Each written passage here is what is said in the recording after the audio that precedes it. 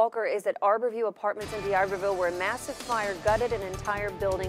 And Doug, I know this fire's been out for a while, but what can you tell us about the scene right now? Well, the scene right now is still very active. Dozens of firefighters are out here still fighting the fire. As I step aside, you can take a look. There are plenty of hot spots. You can see the fire hoses still going.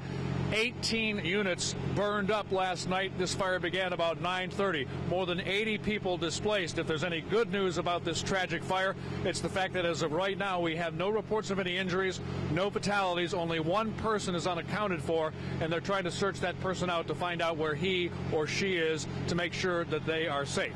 Now, last night about 9:30, Christina Garcia, our reporter, and Eric Lewis, our photographer, arrived at this apartment complex right after the fire began. Here is their story. Within minutes of receiving emergency calls, D'Iberville firefighters responded to this massive fire around 9:30 last night. When firefighters arrived, flames were shooting out of the building, making it impossible for crews to battle the blaze from inside.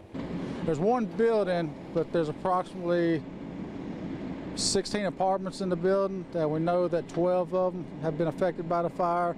And we don't know the extent on the rest of them yet. Bystanders say they saw the fire miles away. You know, when we were watching it, there was like fire tornadoes coming out of the top of it, just spiraling out of the top of it, which was, you know, kind of scary, you know, to see something like that. Several agencies assisted in extinguishing the blaze and evacuating residents. Well, we've just been blocking the roads, helping with the evacuation of the residents, and making sure the outer perimeter has been secured. The fire chief says thousands of gallons of water was used to put out the flames, but it wasn't enough to save Building 400, which officials say was a total loss. The fire chief says that the residents who lived in that apartment have been brought to the D'Iberville cold weather shelter. Sean Harding and his parents lost everything. I walked out my room and I saw like this lingering cloud of smoke in the house, and then I opened the door and there was just a wall of smoke, and I immediately thought, we need to get out. So started screaming, get out, and grabbed as much stuff as I could. So all I have is my cell phone, my IDs and stuff, and I grabbed my laptop. Henry Mercado says he and his family were evacuated before seeing whether the fire hit his apartment unit. Right now we don't know. We don't know. They said we had to go out. I know, like I heard like a car explosion and everything. It was bad, bad, bad. While Red Cross officials worked quickly to find temporary shelter for those displaced, folks like Harding say losing everything just hasn't sunk in yet. I don't know.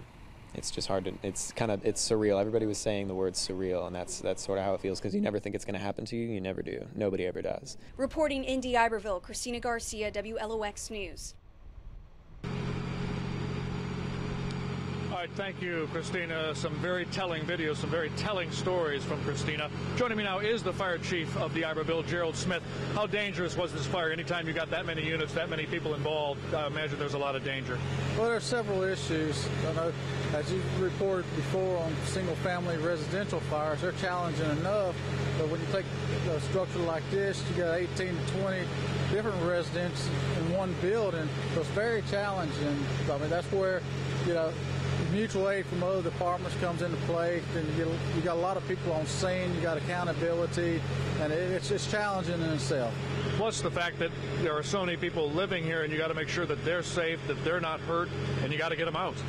Absolutely. There's several things going on at one time, you know, from the extinguishment of the fire, water supply, you're trying to account for the people in the residence, searching for people.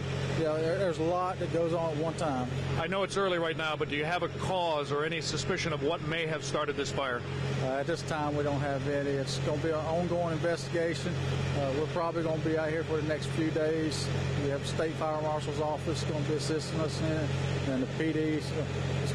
And as of right now, we understand no injuries, no fatalities, which is good news if any good news can come out of a tragedy like this. Absolutely. Anytime you have a fire like this, of this magnitude, and you don't have any injuries, it's really a good thing. All right, Gerald Smith, good job for you and your men. We appreciate it. Gerald Smith, he is the fire chief of D'Iberville. Here are some of the tools of the trade here that these people used overnight.